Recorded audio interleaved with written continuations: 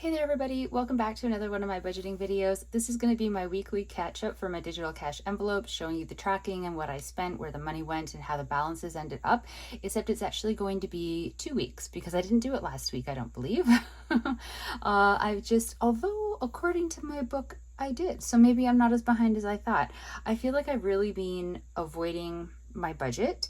I'm moving in August and I'm very excited for that, but that does come with a lot more expenses and it's freaking me out making all these large purchases. Like I had to do what did I have to do? Oh my God, I can't even think of everything because there's just been so many things. But I've just had a lot of random and large expenses in my budget that I don't normally have. And even though I had the money for it, or I was just resigned to the fact that I'd have to be taking a little while to pay certain things off, it was just a lot in a short amount of time. And it made me nervous about coming and looking at the numbers for my budget, not necessarily for the digital cash envelopes, but just the budget in general, because I didn't want to see the damage that all the purchases had done. It's not like avoiding it makes it any better. If anything, it makes it worse because I built it all up in my head for how bad everything was and what a disaster I had turned my budget into. And I've just been sitting down today. I did the catch up for the cash envelopes as well as actually my budget because I got paid on Friday the 11th. Today is July the 12th and I'm fine. I'm absolutely fine. I'm better than fine, which is leaving me very confused because I do not trust it. But the fact is I'm fine. But this whole last week, I haven't been feeling well. And on top of that, I've just been all in my head about the budget and how I've blown it and I'm never going to recover. And it was a very dramatic week for me. And yeah, I'm just an idiot, I guess. And you would think I would learn my lesson by now to not avoid the budget, but to just sit down and face it because it's never as bad as what I make it out to be in my head.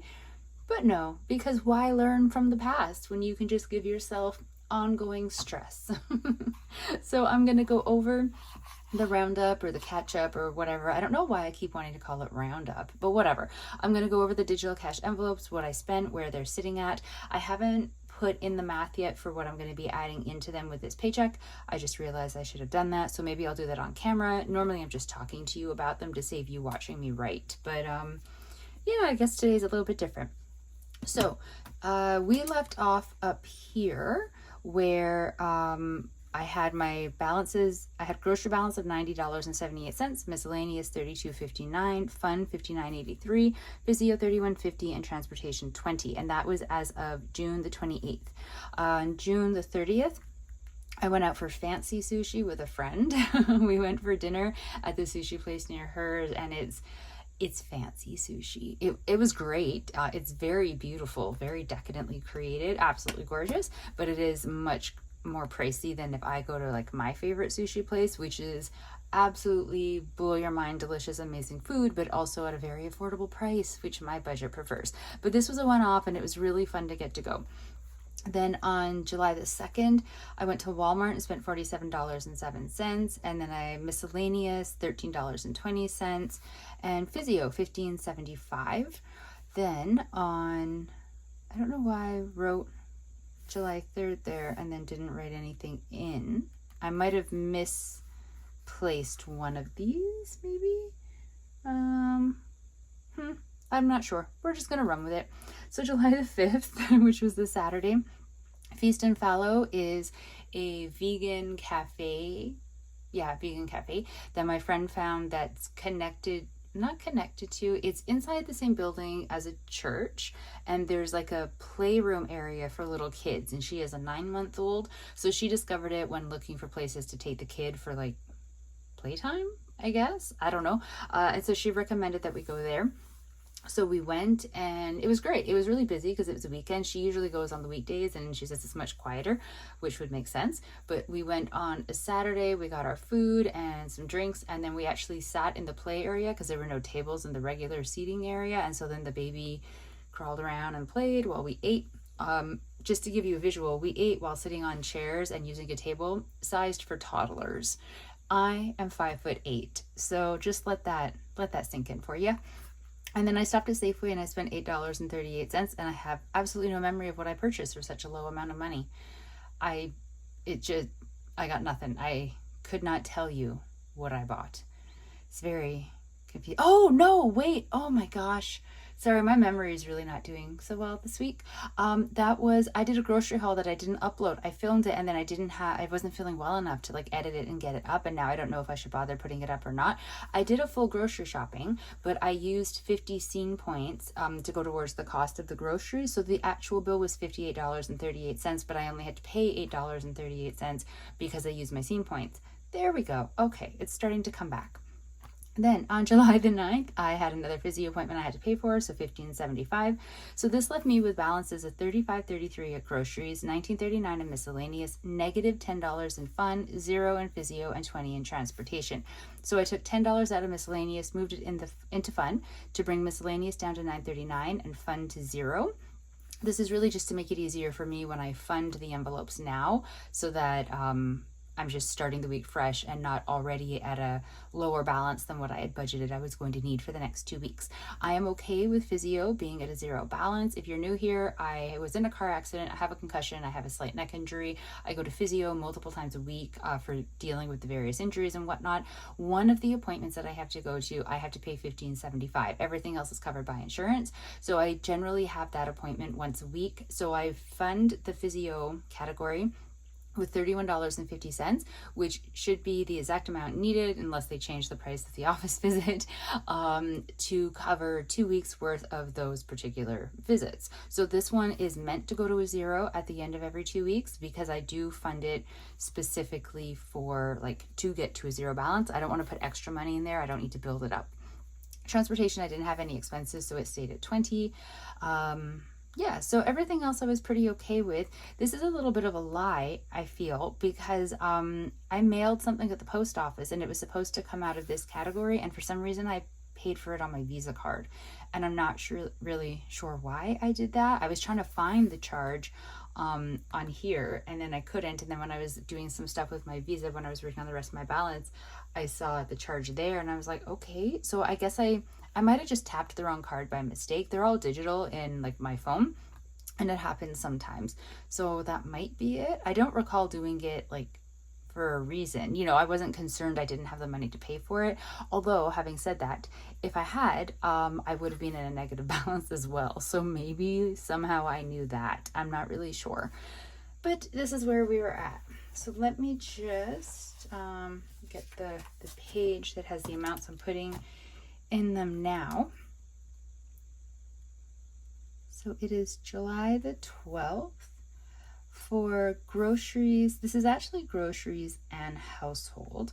So this is not just my food, but it's also any household items I might need: paper towel, cleaning products, shampoo, conditioner, things like that. It all falls under this category. Miscellaneous. Oops, why did I do that? I'm trying to be consistent with how I write these within the columns, or the cells, and I still managed to mess them up. Miscellaneous, I'm giving 40. It's a little bit more than normal, but I'm finding that I have more expenses happening right now because of the move, and if I maybe sort of budget for that a little bit better and make the assumption that at some point in the next 2 weeks, maybe I'm going to have to buy something related to the move, and I have money sitting in miscellaneous that I've kind of earmarked to help cover that, even though I do have savings money that I'm using for moving expenses.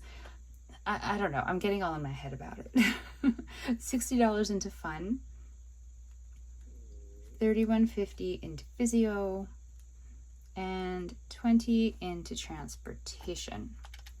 So my grocery balance was at $35.33, add $120, $155.33. So we can do this math, that's fine. $49 and $39 or cents, sorry. $60, $31.50 and 40. Okay, so my grocery balance is $155 and 33 cents, miscellaneous $49 and 39 cents, fund 60, physio $31.50, and transportation 40. So that's actually pretty good. I'm really happy with the groceries column. For a long time in the groceries column, I was constantly going into a negative balance and either having to make it up from another category or, funding it for the current 2 weeks, but say putting in 120, but then having to deduct immediately out from that, however much I was in the negative in that category. So never really having the full 120 for the upcoming 2 weeks. So I'm really happy that I've not been doing that for the last little bit.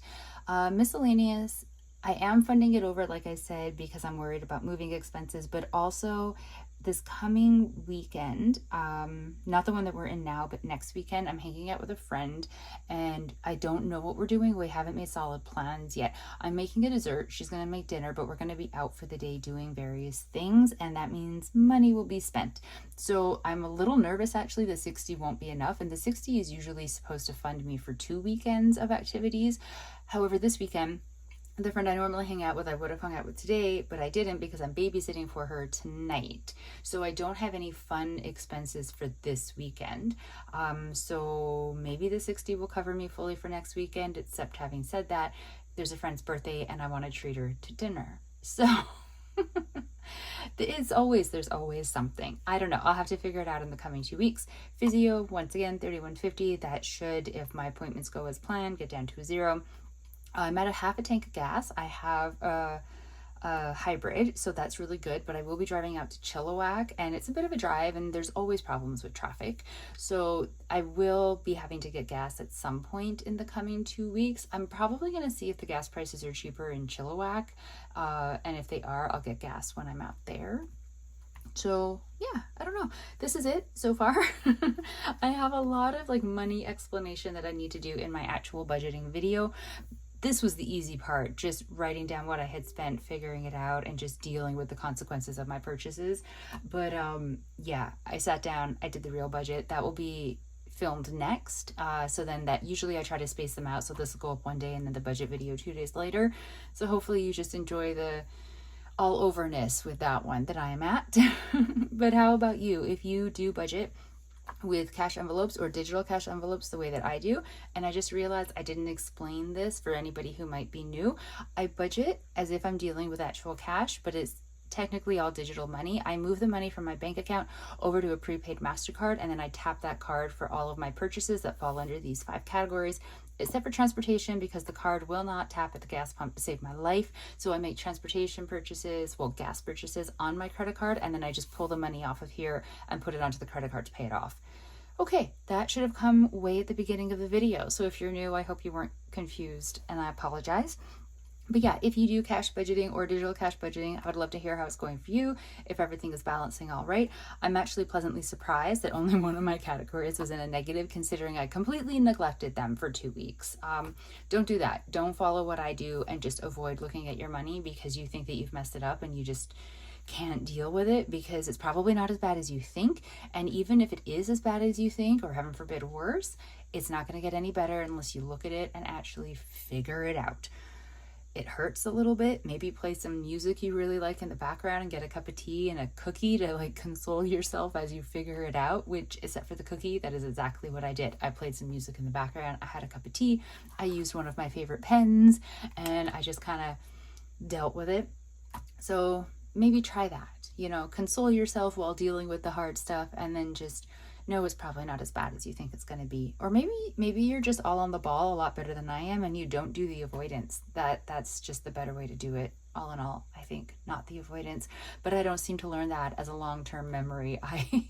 Every now and then I do this. I just don't do the budget because I'm nervous, and then it turns out to be fine. Go figure. I'm going to go because I have another video to film. Thank you so very much for following along with my budgeting journey. I really appreciate it. I hope you liked this one and seeing how the digital cash envelopes are going. I will talk to you all in the next video. Stay safe, everybody. Bye.